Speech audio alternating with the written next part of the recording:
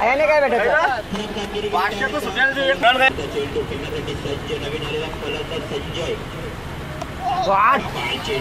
already हम छोटे ball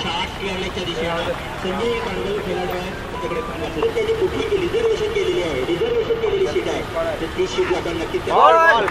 चेंडू निघाल कुठल्या प्रकारची घाण नाही आहे ती करावी लागेल चिखलेकर साहेबांची व्यासपीठावर सर्व छोट्या चेंडू चेंडू मध्ये गणेशान सुबोधला चेंडू सुधामीकरण जवळपास